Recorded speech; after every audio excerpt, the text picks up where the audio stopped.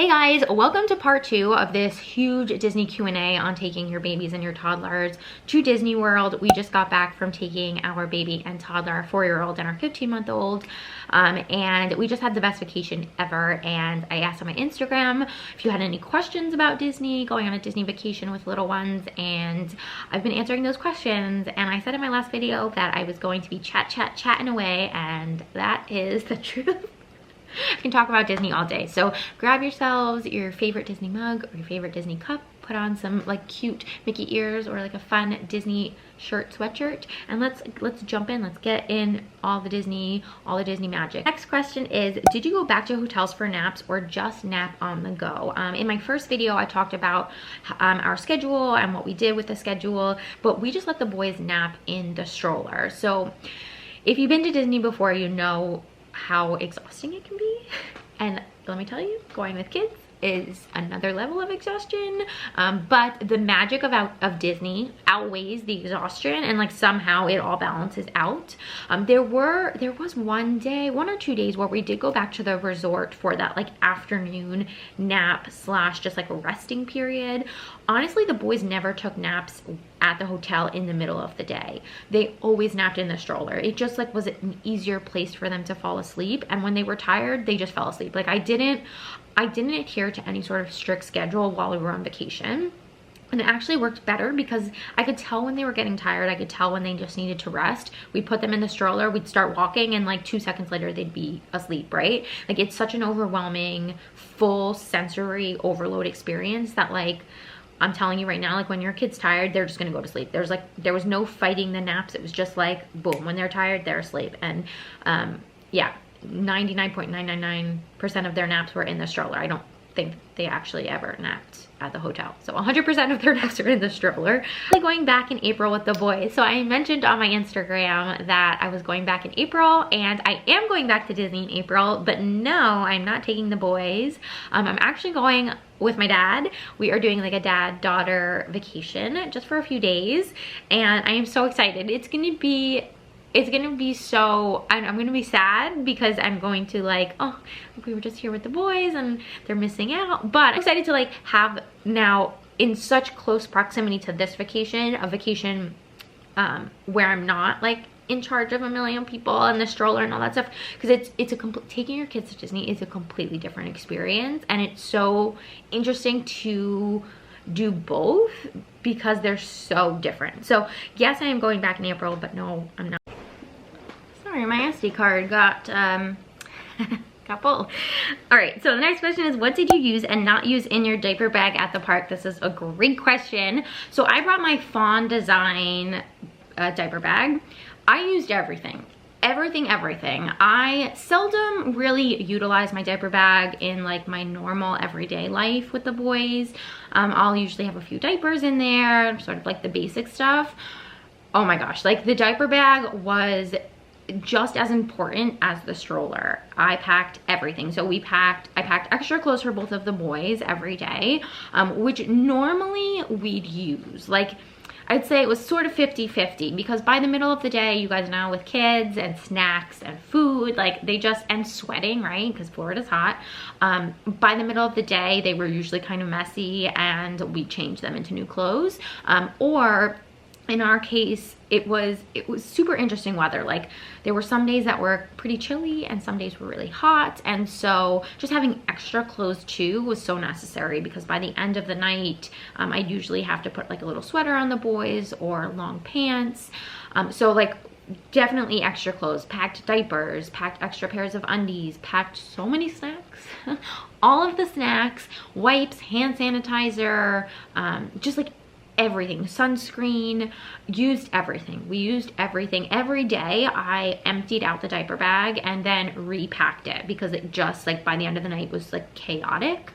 But I've never used my diaper bag more, and I was shocked at like how we used pretty much every single thing that was in there. How did you get around like to and from the airport? So we booked a private car. So right now Disney does no longer has the Magical Express, which is like the free bus service that you would get if you were staying at a Disney resort, which is so sad because we all loved the Magical Express. It was so great and we would have used that, but that wasn't available anymore. So we booked a private car, and that's how we got from the airport to the resort and from the resort back to the airport.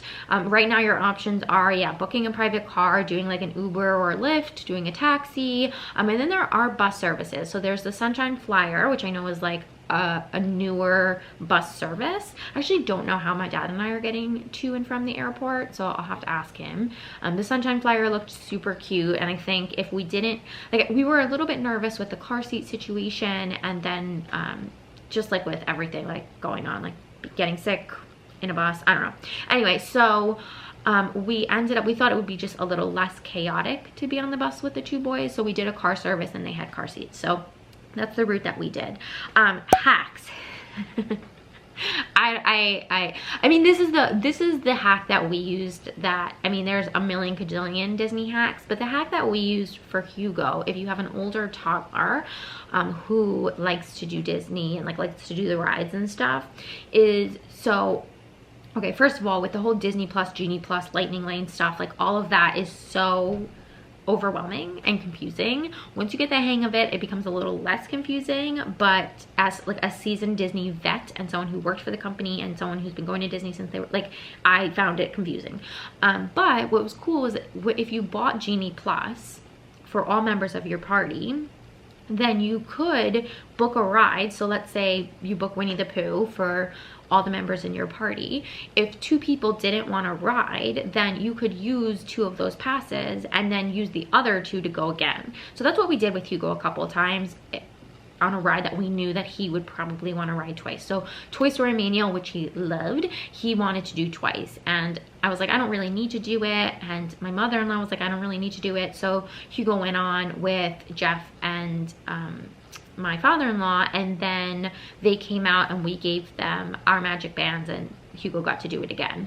So like it's not cheating the system because we paid for it, and like every person paid for it, but it was just a nice way for Hugo to get to do a ride twice and not have to wait in the line. Because let me tell you, I don't know, all toddlers are different, but I feel like 95% of toddlers don't like just waiting around in a line for more than 30 minutes. And so we usually avoided lines at all costs because he just like was not about waiting. And even on the Lightning Lane lines, he was just like, he had a hard time. So if we could like get him through those, you know, faster lines, we did. My dad said, was Flight of Passage as great as everyone says? Haha. And that's because I did not do well on Flight of Passage. I got buckled in. So Flight of Passage, for those of you who don't know, is sort of like Soarin', but Avatar themed. And it sounds cool. You know, you sit on a bike, or like you sit on a bike sort of like contraption, and it's like you're riding on the back of a banshee, and everyone says it's so amazing and it's like the best ride at Disney. Well, we got on it and I started feeling claustrophobic just in like the first few little moments, and then we got into position and they said like, okay, the back is gonna come up, the back of the contraption is gonna come up and like secure you in. And that was I get claustrophobic, I get nauseous.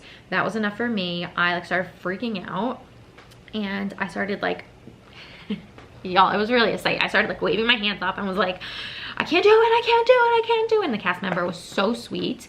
Thank God she got me out of there because I was like having all types of like panic attacks, and she got me out. And so I didn't ride the ride. Jeff said it was amazing. My in-law said it was amazing.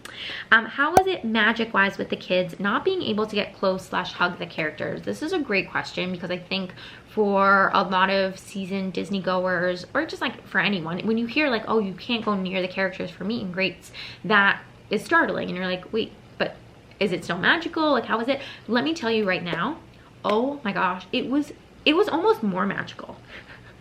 And how is that even possible? Let me explain. So, okay, for those of you who know the Disney lingo, for those of you, my friends who used to be Disney cast members, there were so many Disney characters out on strolls that normally wouldn't be on strolls. Normally they're all sets, right, at Disney World. And for the past like however many years, when we go to Disney World, it was like you couldn't see characters unless you went and you met them at their set location, or you saw them in a parade. Like, they weren't just strolling around.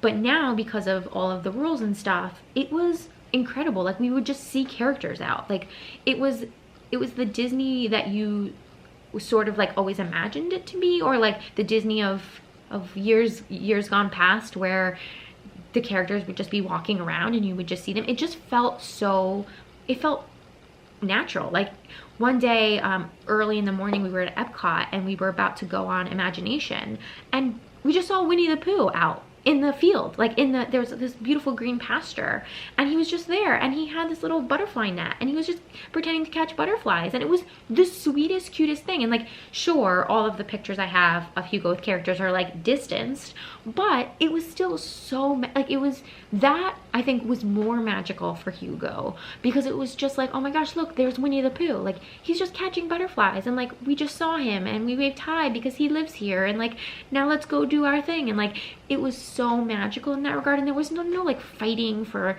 space, and no, everyone was so respectful and so polite, and it was great because it wasn't like we had to wait in any lines to see these characters. Like, we just saw them.